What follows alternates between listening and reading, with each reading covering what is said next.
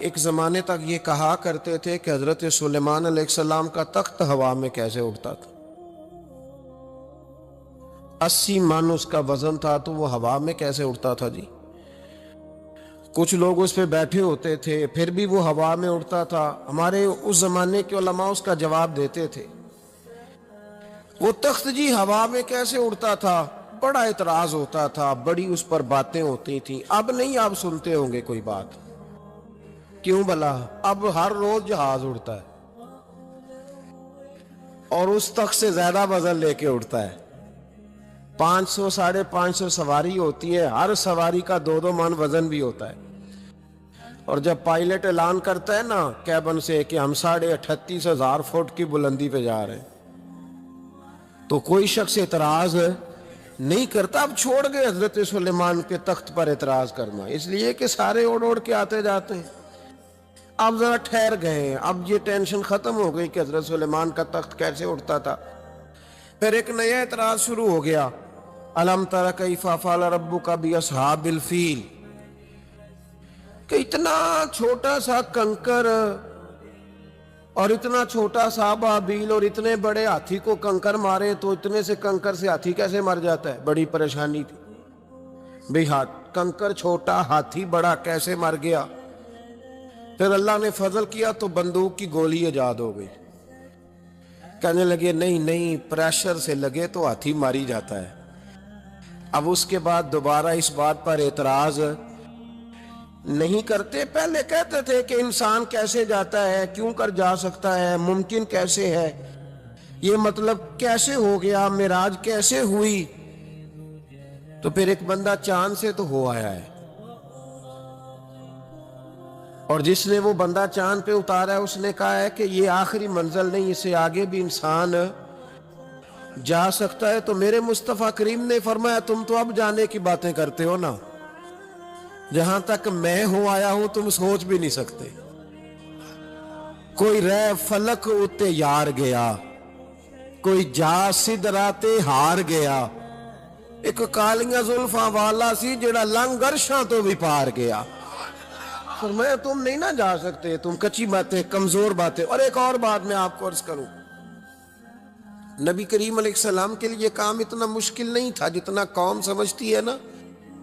وہ ہمارے اپنے کچھ نادان دوست ہیں، اپنی عقل چھوٹی ہوتی ہے تو وہ اس عقل میں کیا آئے گا، اتنی کچھ چیز ہوتی ہے اس میں اتنا ہی سامان آتا ہے نا۔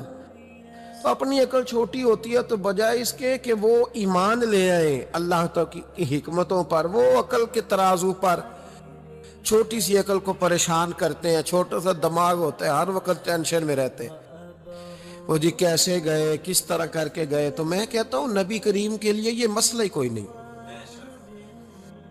حضور کے لیے یہ کوئی مسئلہ۔ حضور فرماتے میں تو اس وقت بھی نبی تھا، یہ ترمذی میں ہے، ترمذی ہے، سیاستہ کی حدیث ہے، یہ سمجھیں گے دین ہے، یہ عقیدہ ہے، اس کو سمجھا کریں۔ فرمایا میں تو اس وقت بھی نبی تھا جب آدم علیہ السلام کی مٹی گوندی جا رہی تھی۔ تو محبوب تو پہلے بھی ان سارے نظاروں کو جانتے ہیں، ہر چیز حضور کی نظر میں ہے، اور اس کے بعد بھی اس کے بعد کا جو ماحول ہے وہ بھی انوکھا ہے۔ وہ ایک صاحب تھے، مجھے کہنے لگے کہ وہ جی حضور تو گئے تھے حضرت جبریل لے کے دے پروں پہ بٹھا کے، پہلے براق پہ گئے تھے، پھر حضرت جبریل کے پروں پہ، پھر رف پہ۔ ویسے تو نہیں نا بشر جا سکتا۔ تو میں نے کہا چلو مہربانی کرو تم بھی کسی دن براق پہ بیٹھ کے چکر لگا ہی آؤ، کوئی کوشش کرو نا یار، کسی جگہ پہ ٹھہرو تو صحیح۔ عجیب فلسفہ کا تو حضور، تو میں نے کہا چلو وہ تو رف تھی، حضرت جبریل کے پر تھے، براق تھا، تو وہ جو نبی پاک بعد میں 9 مرتبہ گئے اور آئے، حضور 50 نمازیں لائے نا، تو حضرت موسیٰ نے کہا کہ محبوب نہیں پڑھی جائیں گی، تو حضور گئے، 5 کی معافی ہوئی، پھر آئے تو حضرت موسیٰ نے کہا کہ محبوب نہیں، یہ نہیں ہوگا۔ یہ بھی نبی پاک کی فرما برداری ہے اللہ کی بارگاہ میں۔ حضور نہیں کہتے ٹھیک ہے یا اللہ تو 50 کہتا ہے تو 50 ہی قبول ہے۔ حضرت موسیٰ نے کہا محبوب نہیں، آپ کہیں، اور یہ حضرت موسیٰ کے دل میں بات بھی اللہ نے ڈالی، یہ بھی اللہ نے ڈالی کہ آپ میرے محبوب سے کہیں، انہوں نے نہیں کہنا، ان کو تو جو کہہ دیا جائے قبول ہے۔ حضور واپس گئے تو 9 چکر لگائے نبی کریم نے۔ اس کا مطلب ہے کہ اب وہ جو 9 چکر حضور گئے اور آئے تو وہ حضرت جبریل کے پروں پہ لگائے تھے۔ کسی جگہ کسی روایت میں ملتا ہے کہ حضور نے فرمایا جبریل ادھر لا دوبارہ براق پھر جانا ہے، ادھر پر دوبارہ لا یا براق دوبارہ لا۔ 9 دفعہ گئے اور 9 دفعہ آئے، پھر مان لو کہ تیرے لیے 2-4 قدم عرش بری ہے، تیرے لیے 2-4 قدم عرش بری ہے۔ محبوب کی عظمت کو سمجھو، حضور جب چاہے، جس وقت چاہے، جس وقت چاہے، جس وقت دل چاہے۔ یہ تو میرے محبوب کا آنا جانا ہے، یہ تو رسول پاک کا آنا جانا ہے۔ حضور کا جب جی چاہے آئیں، جب جی چاہے جائیں۔ حضور نماز پڑھا رہے تھے، یہ صحیح مسلم کی حدیث ہے۔ مسلمانوں ساری زندگی آنکھیں کھول کے، دل کھول کے، خوشبو کی طرح مہک کر، پھولوں کی طرح تازہ تر و تازہ رہ کے زندگی گزارو، اس لیے کہ رب کریم نے تمہیں شانوں والا رسول عطا فرمایا ہے۔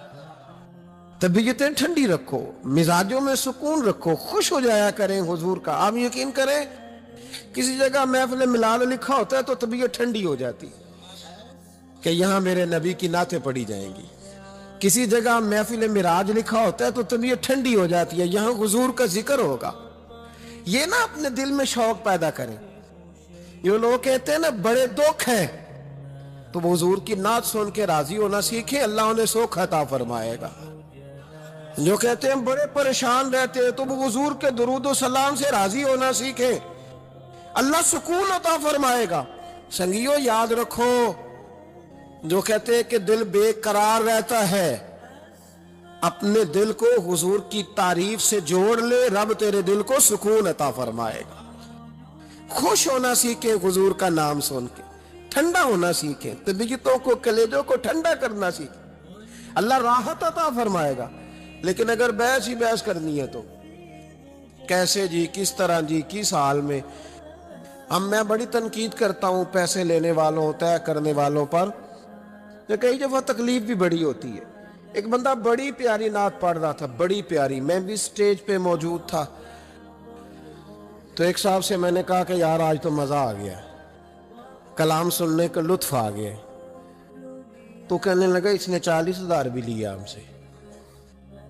تو میں نے کہا یار ٹھیک ہے، اگر اس نے لے ہی لیا ہے نا تو تمہیں بحث کرنے کی کیا ضرورت ہے؟ جتنی اچھی وہ نعت پڑھ رہا ہے نا، میرے خیال میں 40,000 بھی تھوڑا ہے، اس کو زیادہ دینے چاہیے۔ اور اگر اس نے لے لیے، اب دے دیے، تو اب بحث کرنے کی کیا ضرورت ہے؟ اب تو مزہ لینا چاہیے کہ میرے نبی کا ذکر کر رہا ہے۔ وہ جو لے دے رہا ہے وہ اللہ اس سے حساب لے لے گا نا خود ہی قیامت میں۔ یہ ہم بھی شکوہ کرتے ہیں، سمجھانے کی کوشش کرتے ہیں، لیکن ان شکووں میں آ کے ہم نے نعت تو نہیں نہ چھوڑ دینی، حضور کا ذکر تو نہیں نہ چھوڑ دینا۔ اب اس کے نیچے آ کے وہ اپنا ذائقہ لینا، تو میں نے پہلے بھی آپ کو بتایا تھا، پھر بتاتا ہوں۔ میں مسجد نبوی شریف میں نا سلام کرنے کے لیے حاضر ہوا۔ اب تو میرے جیسے بندوں کو نقاب کر کے جانا پڑتا ہے نا، اس وقت ذرا جلدی چلے جایا کرتے تھے، موقع مل جاتا تھا۔ تو میں نا بابو سلام سے داخل ہوا تو ایک بابا جی بڑے سادے سے، پگڑی بھی سادی، طبیعت بھی سادی، تو اپنی موج میں وہ جا رہے ہیں۔ مواجہ شریف پہ حاضر ہوئے تو اس نے کہا چل حاجی نکل۔ دھکے دیتے ہیں نا، ان کی موج ہے، وہ دھکے دے رہے تو بابا بڑا راضی ہے، یعنی طبیعت بتاتی ہے جس نے راضی رہنا ہوتا ہے، جس کا دل کرتا ہے راضی رہنے کو، اللہ توفیق بھی دے ہی دیتا ہے۔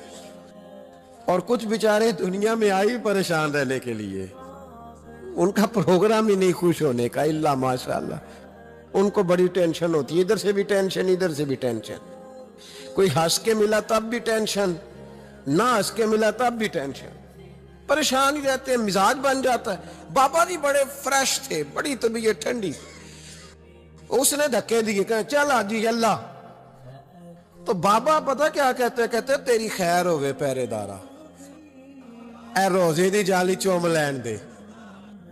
تو وہ کہتے چل نکل، कहता तेरी खैर हो गए पहरेदारा, रोजे दी जाली चोमल है। मैंने उस बाबा जी से बड़ी तरबियत ली, मैं जब भी उनको याद करता हूँ मेरा दिल बड़ा ठंडा होता है। तो फिर उसने तीसरा धक्का दिया, चल निकल। पापा फिर कहता तेरी खैर हो गए पहरेदारा, रोजे दी जाली। और वो बंदा बिल्कुल अरबी नस्ल था जो धक्के दे रहा था। बाहर निकले, मुझे भी धक्का दिया बाबा जी को, हम बाहर निकले तो मैं क्या बाबा जी उनको तो तुहाडी भी समझ आउंदी सी। कहंदे पुत्र मैनू भी पता है, मैं तो अपना रांझा पे राजी करदा सा, और मैनू पता है उन्होंने नहीं समझ आ रही। मैनू पता है उन्होंने की पता, मैं तो पंजाबी च लगा अपना। तो भाई जिसने रांझा राजी करना है ना, उसने रांझा राजी कर ही लेना है। मैंने ऐसे लोग भी देखे हैं जो छोटे से बच्चे को खड़ा कर कहते हैं बेटे मौला या सल्लल्लाहु अलैहि वसल्लम आता है, चल सुना मेरा पुत्र। वो बच्चे ने उसको कसीदा सुनाया तो बाबा जी 10 रुपए दे के अपना रांझा राजी करके निकल गए। जिसने इतराज करना है वो सारा दिन इसी चक्कर में पड़ा हुआ है, इन्हें 50 लिया है, 40 लेंदे। ओ भाई तू जो लेता है ना, तू उसको जान छोड़। तू ये देख के तेरे महबूब का जिक्र करता है ना, तू रसूलुल्लाह की बात सुन। अब सुनना तो इन्हीं से है ना। हम दुआ करते हैं अल्लाह इन्हें भी तौफीक हिदायत अता करे, ये पैसे लेने वाले सियाने हो जाएं। और सारे लेते भी नहीं, तू उनसे सुन लिया कर जो नहीं लेते। सुन तो सही ना, अपना रंजा तो राजी करना, शौक तो बेदार कर, तबीयत में ठंडक तो पैदा कर। मेरे रसूल करीम अलैहिस्सलाम की जो शानें हैं, हुजूर की जो रिफतें हैं, नबी पाक की जो बुलंदियां हैं, रसूल पाक की जो हुजूर को अल्लाह ने इकराम दिया है, वो गुलाब की तरह तबीयत को महका देता है। जब हम चीज़ें पढ़ते हैं तो तबीयत ठंडी हो जाती है। हमारे हज़रत साहब का तरीका था, कोई हुजूर की शान वाली रवायत पढ़ते ना तो रात को किताब पे निशानी लगा लेते, और सुबह ना वो किताब पकड़ी होती तो कहते इधर आ भाई, ये देख क्या लिखा है कादी याद साहब ने, ये देखो क्या लिखा है कि नबी करीम अलैहिस्सलाम ने फरमाया अल्लाह ताला क़यामत के दिन मेरी सिफारिश पर ना 70,000 उम्मतियों को बगैर हिसाब किताब ही जन्नत में दाखिल कर दे। यानी उनसे खड़ा करके पूछेगा भी कोई नहीं कि क्या किया, क्या 70,000 बगैर हिसाब किताब। ये देखो कितनी शान वाली बात। तो वो ठंडा करना चाहते थे ना अपने दिल को, तो उनके दिल ठंडे हो जाते थे। एक बात सुनना तो तबीयत फूलों की तरह महक जाती। एक हदीस पढ़ते थे तो उसी के सुकून में रात को सो जाते थे। प्रोग्राम बनाए कि हुजूर की जब तारीफ हो, जब मौका तो फिर तबीयत ठंडी हो। सुने, मैंने कहा 2-4 कदम अर्श बरी है। नबी करीम अलैहिस्सलाम नमाज पढ़ा रहे थे, जोर की नमाज थी या असर की नमाज थी, सही मुस्लिम में मौजूद है। हजरत अबू हुरैरा फरमाते हैं नमाज पढ़ाते पढ़ाते नबी पाक ने कदम आगे किया, नमाज पढ़ाते पढ़ाते कदम आगे किया और यूं हाथ उठाया फिर वापस कर लिया। अब नमाज पढ़ के ना तो सलाम फेरा तो सहाबा अर्ज करने लगे या रसूल अल्लाह सल्लल्लाहु अलैहि वसल्लम वो नमाज में पैर भी आगे किया तो हाथ भी उठाया, तो वजह क्या थी? अब पहला सवाल तो ये है कि आप लोग नमाज पढ़ रहे थे या हुजूर को देख रहे थे? तो सहाबा तो पहले ही बताते हैं कि भाई हम तो पहली साफ में नमाज इसलिए पढ़ते थे कि नमाज भी होती रहती थी और चुपके चुपके महबूब की दीद भी होती रहती। हुजूर से पूछा या रसूल अल्लाह वो नमाज पढ़ते पढ़ते कदम आगे बढ़ाया आपने तो फिर पीछे कर लिया, क्या था? और हाथ उठाया तो फिर आपने नीचे कर लिया। तो नबी करीम फरमाने लगे नमाज पढ़ाते पढ़ाते जब मैंने कहा ना समी अल्लाहु लिमन हमीदा, अचानक मेरी नजर उठी तो जन्नत में चली गई। नजर उठी तो जन्नत में। तो महबूब फरमाते हैं जब मेरी ऊपर नजर गई ना तो मैंने देखा कि अंगूरों का एक खोशा लटक रहा है जन्नत में। तो मैंने हाथ बढ़ाया कि तोड़ लूं। हुजूर खड़े हैं मस्जिद नबवी में और फरमाते कि मैं यहां खड़े होके हाथ ऊंचा करूं तो मेरा जन्नत तक पहुंच जाता है। फरमाया मेरा इरादा हुआ कि वो खोशा जन्नत का तोड़ लूं और जरा मैंने पैर आगे बढ़ाया ही था तो मेरे दिल में ख्याल आया कि जन्नत राज है तो राज ही रहनी चाहिए। ये राज खोल गया तो मजा नहीं आएगा। तो मैंने फिर वो हाथ वापस कर लिया। सहाबा कहते हैं जब नबी करीम ने ये बयान किया तो हमारे चेहरे न तजस्सुस से खेल उठे, तजस्सुस से। हम कोई बात और भी सुनना चाहते थे। तो महबूब फरमाने लगे अगर मैं वो खोशा तोड़ के ले आता और तुम्हें दे देता, तुम कयामत तक भी खाते रहते तो तुमसे खत्म नहीं होना था। ये सही मुस्लिम की हदीस है। ओ भाई, मेरे रसूल करीम के वाक़े में राज पे शिकवा करना, कहना समझ में नहीं आती कैसे गए थे। तो तू जो चाहे तो हर शब हो मिसाले शबे असरा। नबी करीम सल्लल्लाहु ताला अलैहि वसल्लम फरमाते मैं उम्मे हानी के घर में सोया हुआ था, कोई आने वाला आया, उसने मुझे जगाया। और जो लफ्ज़ हदीस में बड़े शानदार हैं। महबूब फरमाने लगे, जिब्रील अमीन कहने लगे या रसूलल्लाह चलिए, रब आपकी मुलाकात का शौक रखता है, अल्लाह आपकी मुलाकात का शौक। यहाँ भी बड़ी परेशानी होती है बाज़ लोगों को, पता नहीं क्यों इतने परेशान होते हैं। कहते हैं जी हुजूर तो हजरत जिब्रील से मिल के वापस आ गए। हजरत जिब्रील से मिल के ना नबी करीम वापस आ गए। मुझे इस बात की समझ नहीं आती कि अगर हुजूर अल्लाह से मिल लें तो किसी बंदे का इसमें नुकसान क्या है? कुछ क्या मतलब टेंशन किस बात की है? इतनी परेशानी, इतनी इतनी मोटी किताबें लिख दी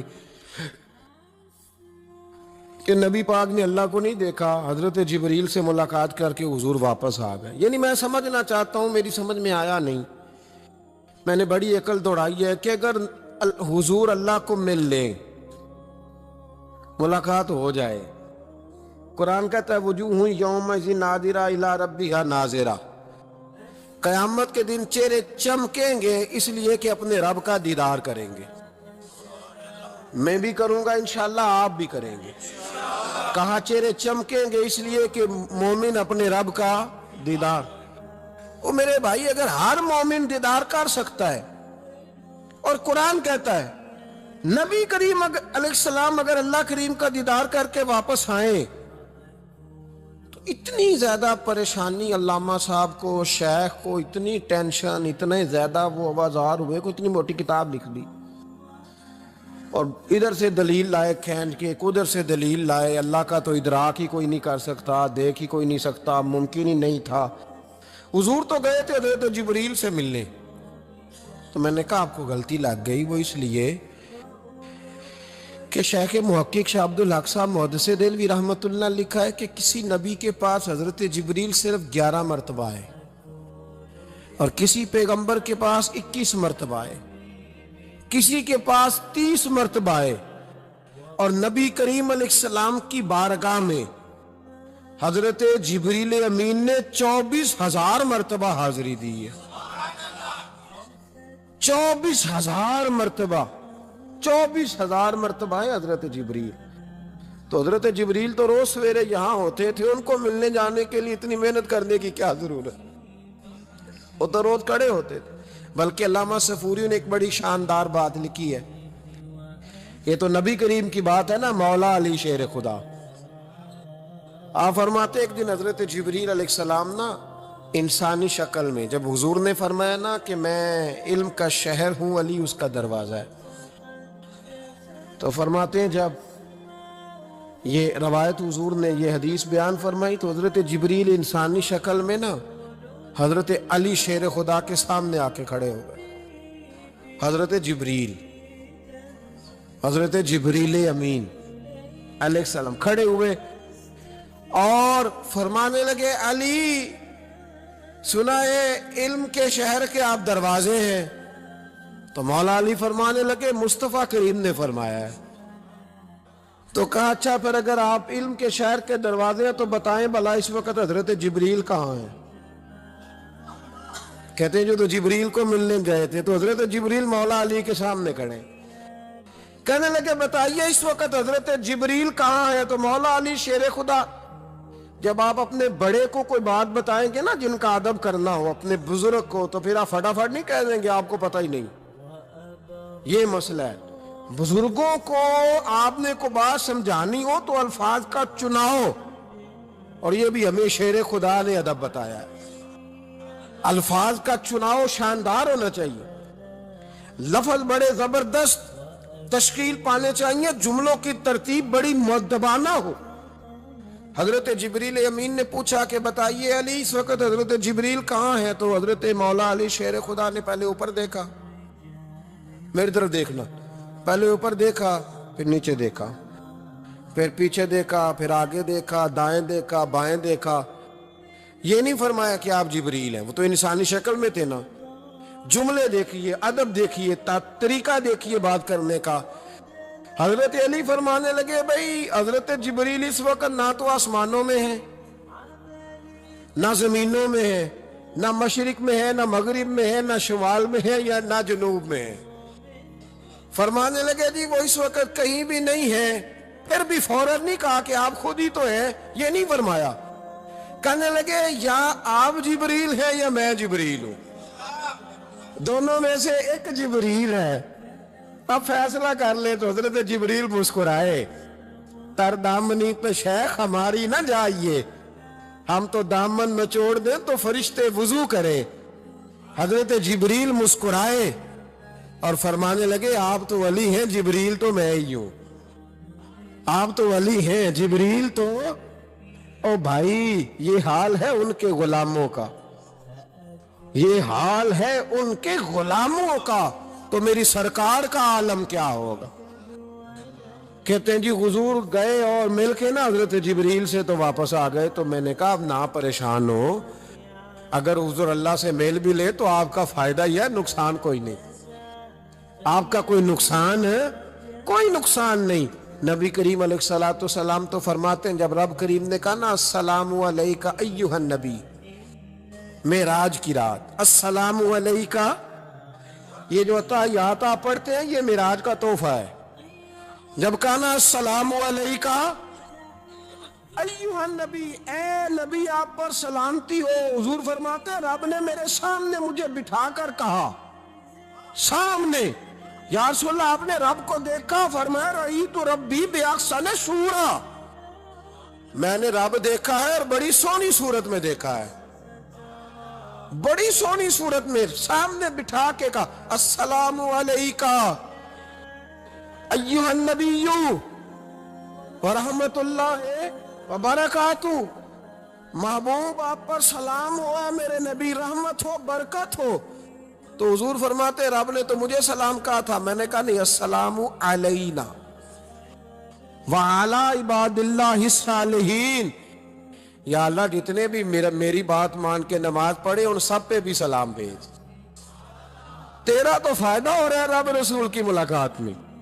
السلام علینا وعلی عباد اللہ الصالحین، اے اللہ جتنے بھی صالح لوگ ہیں ان سب پر سلام ہو، ان سب پر۔ تو یہ تو معراج میں تیری میری بات۔ علامہ اسماعیل حقی رحمۃ اللہ علیہ فرماتے ہیں کہ 90,000 باتیں کی اللہ تعالیٰ نے اپنے نبی سے معراج کی رات، ملاقات بھی ایک رات کی، اور 90,000 باتیں۔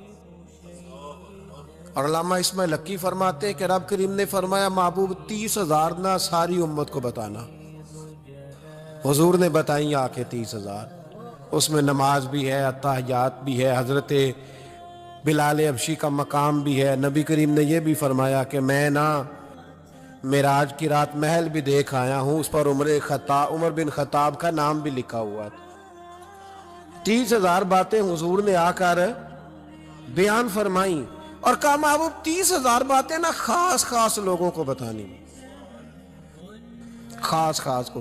ہر بندے کا ہاضمہ درست نہیں ہوتا، وہی سالن کھا کے کچھ کہتے ہیں بڑا مزہ آیا، کچھ کہتے ہیں ساری رات نیند ہی نہیں آئی، حالانکہ معاملہ ہوتا ہے ہاضمے کا۔ ہر آدمی درست ہاضمہ نہیں رکھتا، تو لوگ ہاضمہ صحیح کرانے کی بجائے سامنے والے کی ہانڈی صحیح کراتے رہتے ہیں، اس کو کہتے رہتے ہیں کہ تو لہسن زیادہ ڈالا کر۔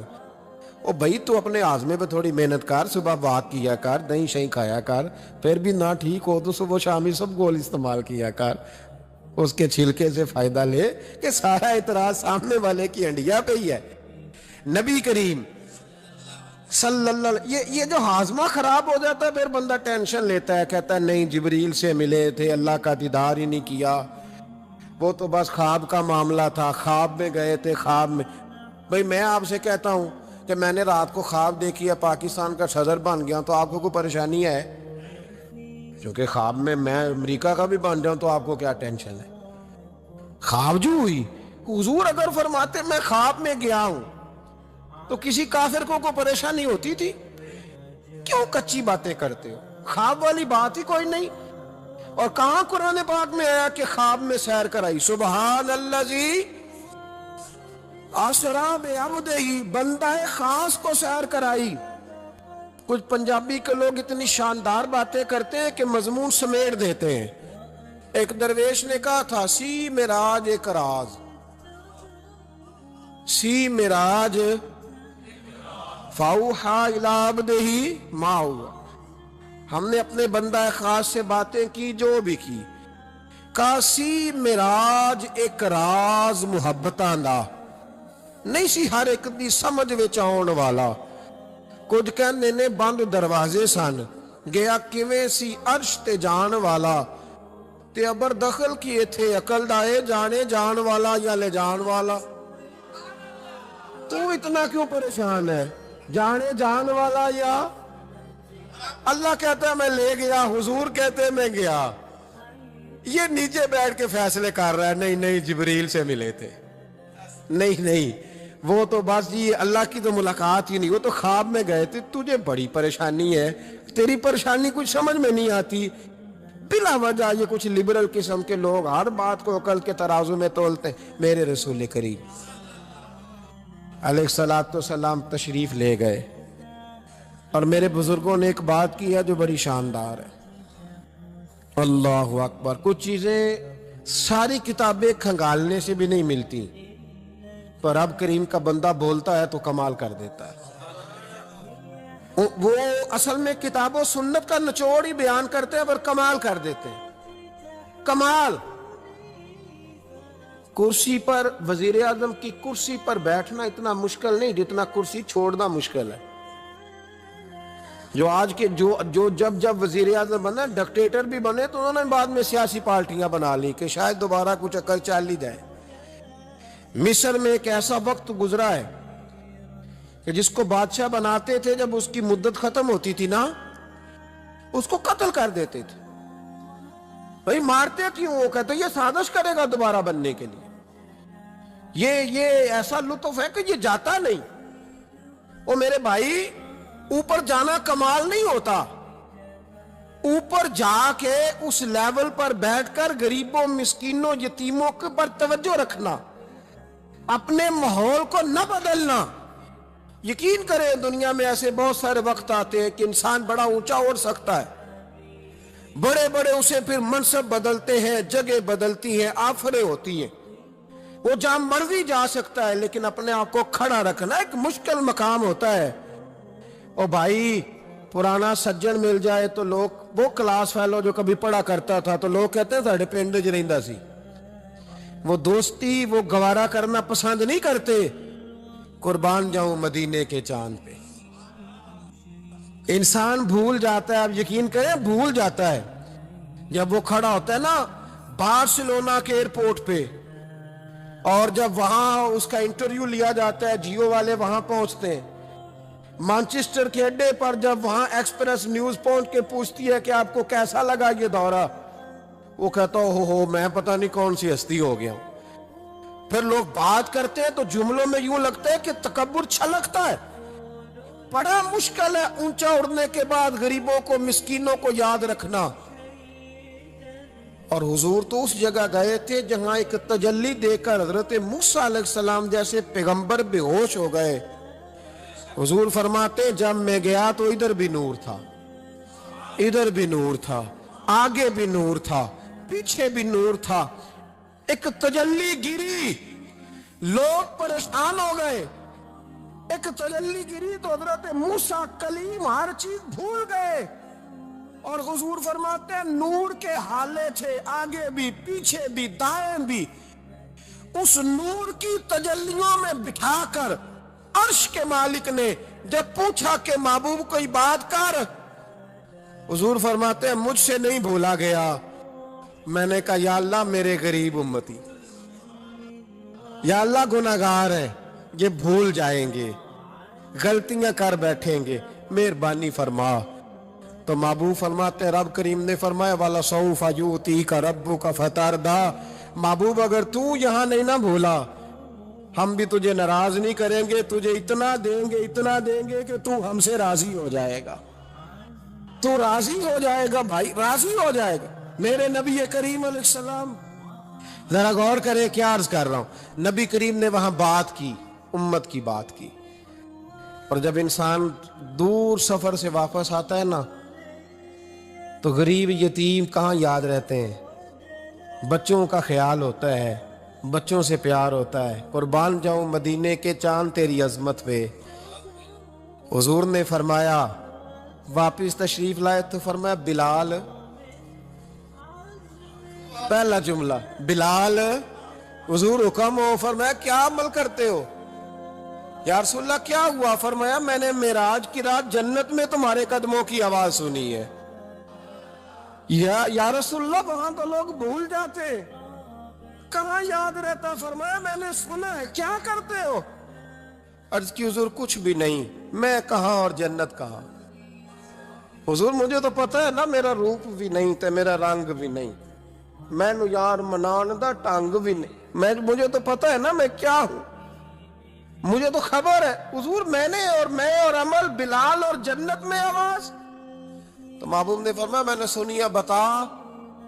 عرض کی یا رسول اللہ صلی اللہ علیہ وسلم، آپ نے ایک دفعہ کہا تھا جب بھی وضو کرو 2 رکعتیں پڑھ لیا کرو۔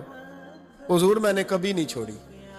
فرمایا بس پھر اسی وجہ سے یارو سمجھو اور غور کرو، میرے رسول میرے اصحاب فرماتے، ایک جملہ استاد جی کا کمال کر دی، فرمانے لگے نبی کریم کا جانا بھی بڑا ہی کمال ہے، حضور کا معراج پہ جانا، بول کے بتائیے، بلغ العلا بے، بڑا ہی کمال ہے، بلغ العلا بے کمال، یہ بڑا ہی کمال ہے۔ فرماتے ہیں لیکن غلاموں یاد رکھنا، حضور کا جانا بھی بڑا ہی کمال ہے، پر واپس امت کے پاس آ جانا اس سے بڑا کمال ہے، اس سے بڑا کمال ہے۔ یعنی اتنی تجلیات دیکھ کے بھی واپس آنا، اونچا سٹیٹس کر کے تو لوگ پلٹتے ہی نہیں، واپس آنا۔